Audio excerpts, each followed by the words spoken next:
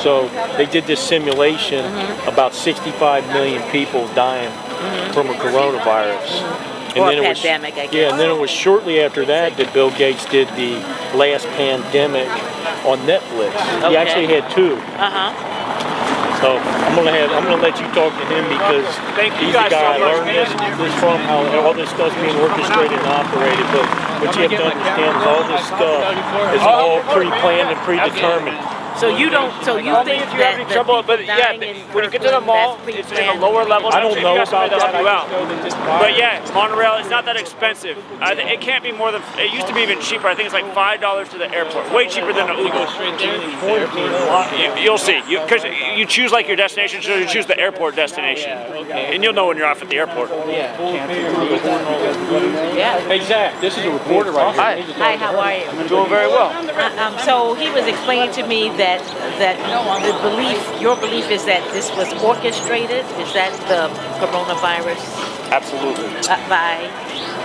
Orchestrated in what way? Did he tell you about Event 201? I started to talk about Event 201. He said you knew more about it. So. Okay, so I can't stay that long. I'm writing my story, but I okay, just so Event 201. The Bill and Melinda Gates Foundation and Johns Hopkins University put it on October 18th, 2019, simulating a coronavirus outbreak that kills 65 million over the course of 18 months. Okay. Strangely enough, that took place on Melinda Gates' 65th day of her age. We teach about Gematria. Pandemic equals 65 in Gematria. A is 1, B is 2, C is 3. Just use the alphabetic order. Pandemic, E the 16th letter, you add up the letters, 65, right? So anyway, that happens. And then if you have Netflix, you can watch The Next Pandemic, which came out November 7th, 2019. That Bill Gates is the main speaker in that. In that short documentary that came out on Netflix just 3 weeks after Event 201, he predicts that in the near future there'll be a coronavirus outbreak, like that of China, like that of an open-air market. Okay. Bill Gates does another documentary for Netflix, which comes out January 22nd, one day after, and that one was called Pandemic. That came out the day after the first case of coronavirus was found in the U.S. right here in Seattle, Washington. Bill and Melinda Gates City, right? Well, it came out, the first death I know was February 29th. Okay. The 60th day of the year. Washington State equals 60. Quarantine 60. That same day the news media put out that Washington was asked, or if you're 60 years or older, they asked people to self-quarantine in Washington the same day. So January 21st was the first case in the U.S., if you want to go back and verify it, and it was right here in Seattle, Washington. In Gematria, Bill and Melinda Gates Foundation's 121. Coronavirus outbreak is 121. World Health Organization 121. I educate about how news media creates stories by the numbers every single day. I don't think most of you who work for the news agencies even realize, but I know you guys are asked to cover certain things on certain days, like the talking points come down from somewhere. Well, no, I mean, we celebrate anniversaries. We don't have dates that we celebrate in particular. But I'm just saying the way news stories come out. You work for a news agency, right? I work for KIRO TV. KIRO 6. KIRO 7. Oh, KIRO 7, sorry. KIRO 7, my apologies. So, we're asking people to think about these things. For example, Corona means crown, right? And here we are in King County, right? Bill Gates is a computer guy, computers, viruses. In recent years, he's become Mr. Vaccine. Have you seen his TED Talk from 2010? Yeah, no, I know. He's not the only person who supports vaccines, but I still am not. I mean, I've been covering this. I've been to Kirkland. I've covered it there. We had 27 people die from one agency. Isn't that suspicious? Not to me. But why is it suspicious to Because like you just said, a lot of deaths from one agency. That's because that's half the deaths in the whole nation. It spreads around the area where it happens. It's mostly elderly, right? So far. Isn't that strange? That it's mostly elderly? The boomer. Why would that be strange?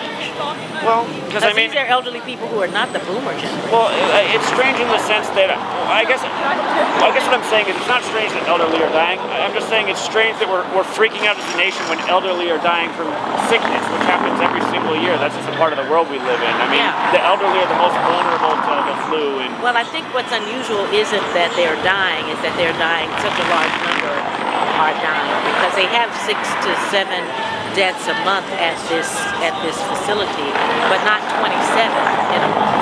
700 people die in a car every day in this nation.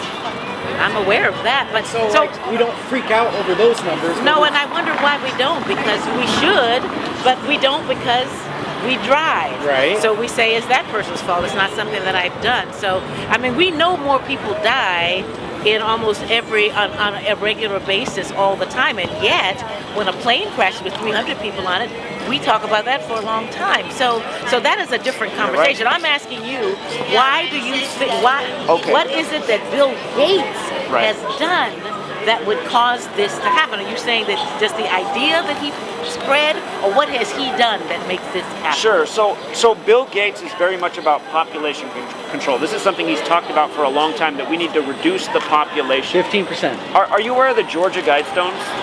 I'm not. You got to look these up as somebody who works in the news. Georgia Guidestones were placed where they are in Georgia, March 22nd, 1980. So they've been there for almost 40 years. Next week will be 40 years. Population. But they're massive stone pillars in Georgia, and they're etched out in 10 different languages, and they're mostly, they say new rules for a new world, but etched out in 10 languages. The first rule on there is to limit the Earth's population to 500 million. And most of the rules on there have to do with the Earth's population and making a better population, a population that respects nature. Another rule on there is unite the world under one language. But by that reasoning, why wouldn't mostly young people be dying rather than elderly people who are going to be dying anyway? Well, okay. So think about it from like a standpoint of government. Government, like right now, there's a lot of spending on Social Security, elderly, expensive medical programs. It would make sense from a financial point of view to target these people. They are the most expensive part of, the government healthcare system.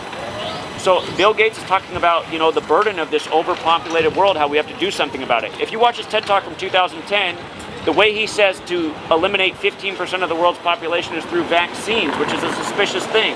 And if you watch this documentary, He suggested you take vaccines to reduce the population. His number because one vaccines are keeping people alive. That's why I don't get it. That's why Exactly. I don't get But it. when you hear it out of his mouth, you're like, no, there's no And way. he said it multiple times. Oh, I definitely have to watch Yeah, that. the His first TED time he Talk. ever said it was TED Talk 2010, but do research. He said it multiple times over the last decade. But that's illogical. I agree. They agree. give vaccines to I save agree. people's lives. I agree. Not to kill them. I agree. That's why it but he doesn't make says sense. in order to reduce it, or he says that it would be beneficial. How does he say it exactly?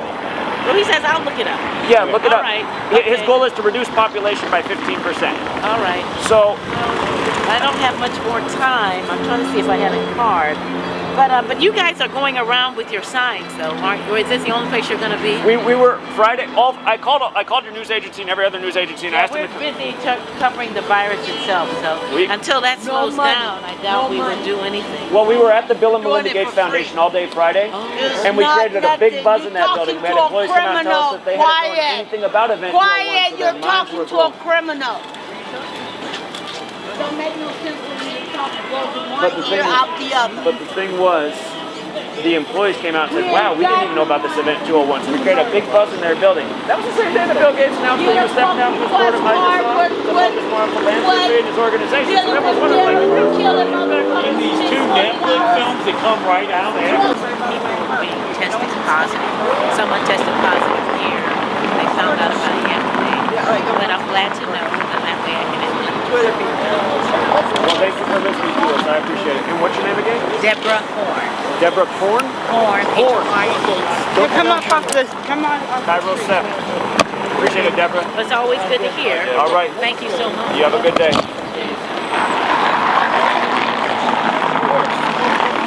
I didn't realize we hadn't done that yet.